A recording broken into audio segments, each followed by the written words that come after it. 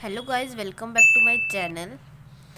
आज से हम स्टार्ट कर रहे हैं 12th की सीरीज़ जो कि बायोलॉजी से है। चैप्टर फर्स्ट की जो रिप्रोडक्शन ऑर्गेनिज्म है उसके हम कुछ इम्पोर्टेंट क्वेश्चंस आज डिस्कस करेंगे। क्लास 12th बायोलॉजी का जो कि रिप्रोडक्शन इन ऑर्गेनिज्म आज फर्स्ट आपका चैप्टर है। इसके कुछ जो इम्पोर्टेंट क्वेश्चंस हैं पेपर्स के लिए जिसके चांसेस ज़्यादा होते हैं वो हम बता रहे हैं आज। चलिए स्टार्ट करते हैं। हम अपना फर्स्ट क्वेश्चन से। फर्स्टली जिन्होंने अभी तक हमारे चैनल को सब्सक्राइब नहीं किया, HB इन्फो, प्लीज़ पहले तो वो सब्सक्राइब करें। देन आपको हम ऐसी और वीडियो सारे चैप्टर्स की वीडियो प्रोवाइड करेंगे। उसके बाद आपका केमिस्ट्री का भी हम इम्पोर्टेंट क्वेश्चन आपको बताएंगे जो कि पेपर में जो क्वेश्चंस आने के जो चांसेस होते हैं वो सबसे ज़्यादा होते हैं, तो वही हम आपको क्वेश्चंस यहाँ पे बताएंगे। तो चलिए हम स्टार्ट करते हैं। तो हमारा फर्स्ट क्वेश्चन है, which mode of reproduction is better, sexual और असेक्सुअल, एंड वाई। इसमें ही हमारे दो क्वेश्चंस हैं। Which mode of reproduction is better, कौन सा जो रिप्रोडक्शन का जो टाइप है वो कौन सा बेटर है, सेक्सुअल है या एसेक्सुअल है, और क्यों है। तो हमें इसमें आंसर क्या आएगा, सेक्सुअल रिप्रोडक्शन इज़ बेटर, सबको पता है। देन असेक्सुअल रिप्रोडक्शन, बिकॉज क्योंकि it produce offspring that are genetically unique from the parents से। It also means that the offspring will be more resilient and be able to survive better than either parents due to genetic variation. So first question का आपका answer ये है।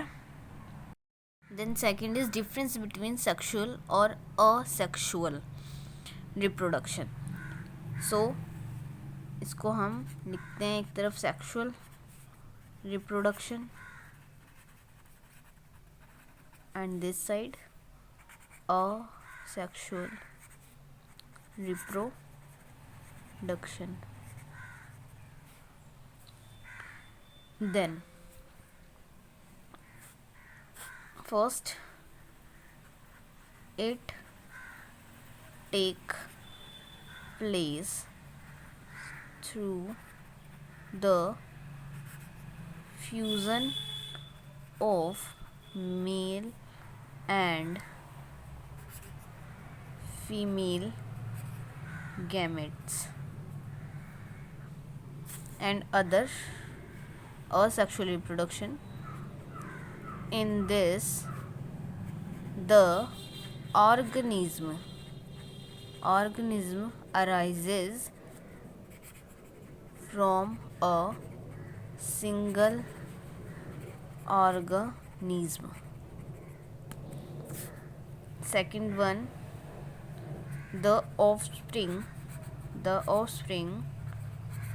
produced, जो offspring जो produce होते हैं वो आइडेंटिकल नहीं होते to the parents, are not identical to the parents, and other is asexual. The offspring produced are identical to the parents and are, और उसको क्या बोलते हैं, known as clones। क्या बोलते हैं हम, क्लोन्स। वेरी शॉर्ट आंसर जो होते हैं आपके 1 मार्क्स के, तो उसमें क्लोन का बोलते हैं कि क्लोन्स क्या होते हैं। Then question third, what is vegetative propagation. It is most important question. इसके चांसेस बहुत होते हैं उसमें पेपर में आने के लिए। So what is vegetative propagation and give two suitable example. Okay, तो ये आपकी स्क्रीन पे शो हो रहा होगा। Vegetative propagation is a common form of asexual reproduction observed in plant. In this, a fragment of a plant is used to grow another plant. For example, ginger and garlic. इसके जो दो example हैं, example हम आपको बता देते हैं। Example ginger and garlic. इसके 2 एग्जाम्पल हैं। Question 4th, define juvenile phase, reproductive phase and senescent phase. Firstly juvenile phase.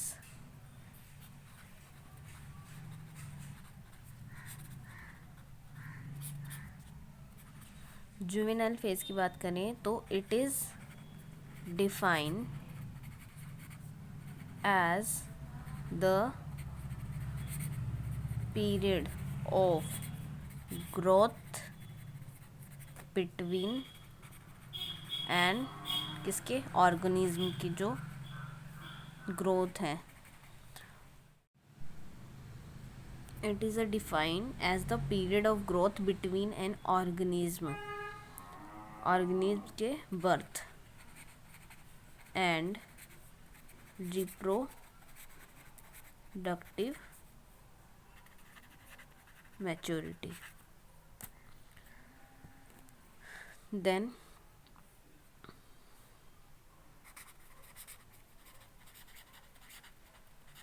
reproductive phase.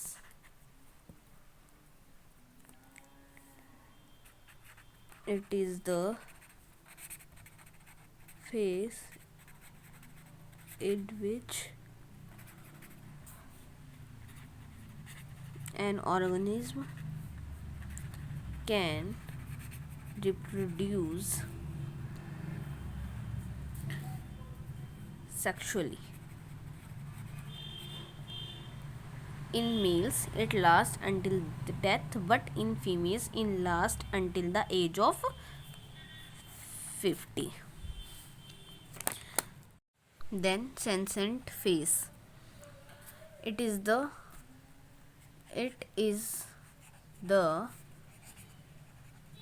period of aging in an organism.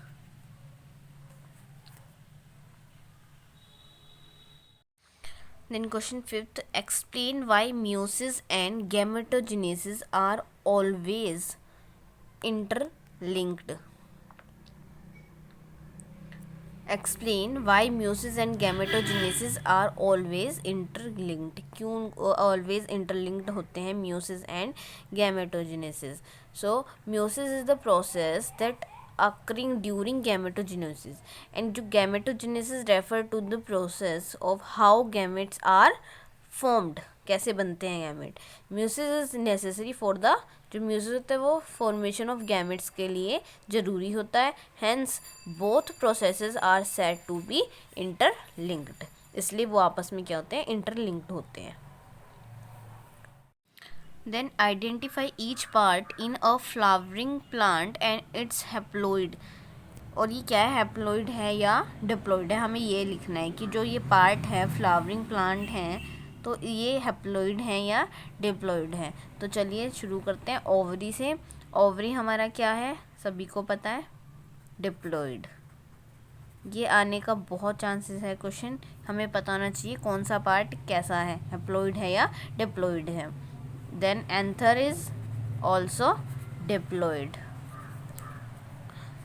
Egg बता सकते हैं कोई, egg is haploid, egg is haploid, that means N. Pollen also haploid part. Male gamete is haploid N. Zygote is diploid. So ये सारे के सारे जो हैं पार्ट है फ्लावरिंग प्लांट के जो पार्ट हैं, और इसको कौन से डिप्लॉइड है कौन सा हमारा हैप्लॉइड है वो हमें पता होना चाहिए। कौन सा पेपर में आ जाए हमें नहीं पता, इसलिए हमें सब कुछ पता करके जाना है यहीं से। तो आप प्लीज़ इनको पढ़िए, इनको लिखिए, इनको याद करिए ताकि आपको आगे पेपर में कोई प्रॉब्लम ना हो। Question 7th is define external fertilization and it is most important question. Define external fertilization.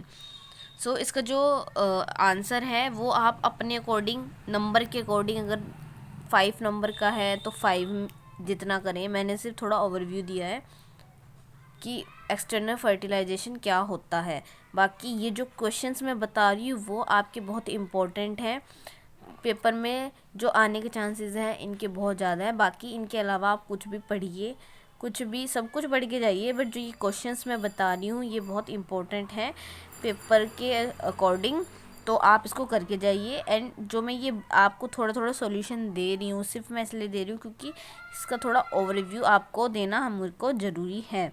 तो डिफाइन एक्सटर्नल फर्टिलाइजेशन।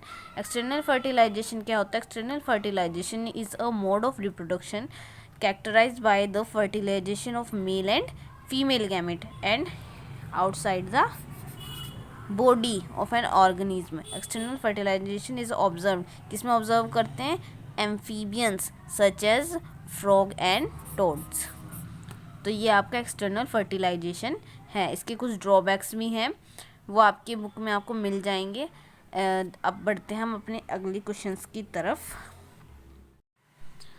क्वेश्चन है difference between gametogenesis and embryogenesis. तो ये जो आपके डिफरेंस बिटवीन है तो आपको छोड़ के जाना ही नहीं है, क्या पता वो कौन से डिफरेंस बिटवीन दे दे, तो हमें ये सब कुछ करके जाना है।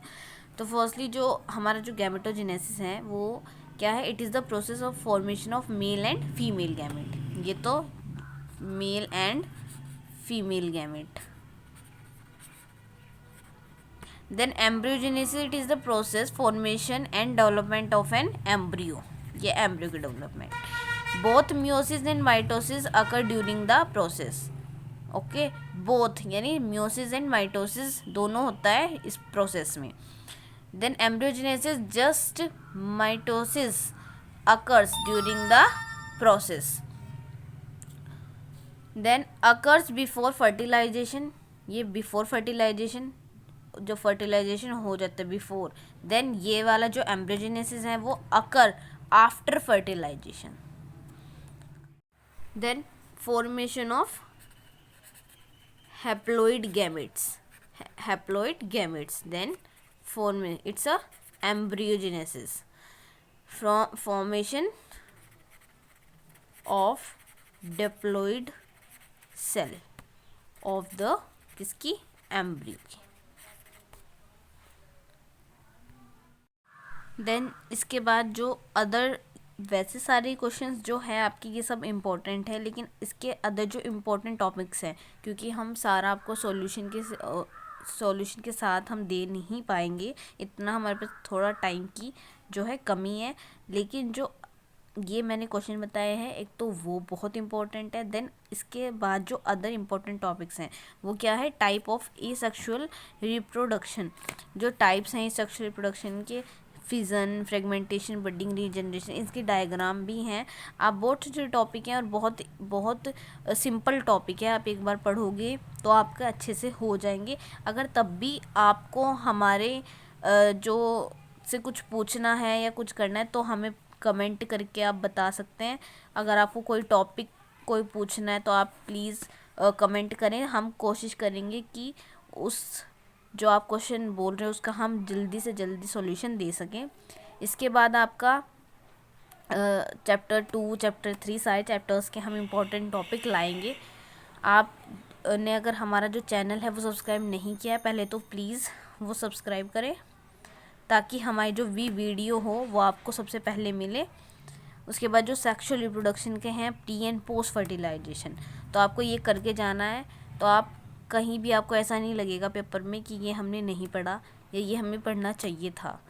हम कोशिश करेंगे कि वो सब कुछ हम आपको बताएं जो कि पेपर में जो चांसेस है वो बहुत इम्पोर्टेंट है, जो ज़्यादा हैं क्वेश्चन आने के लिए, तो वो आपको अच्छे से हो जाए, अच्छे से आप लर्न करो। प्रीवियस ईयर क्वेश्चंस में ज़्यादा होते हैं, जिसके चांसेस बहुत ज़्यादा होते हैं, पहले भी आए हैं और अब भी आ सकते हैं, वो हम आपके लिए क्वेश्चंस ढूंढ के लाते हैं। तो प्लीज़ हमारे चैनल को जिसने सब्सक्राइब नहीं किया पहले तो वो करें। देन मिलते हैं अगली वीडियो में। Thank you so much for watching video.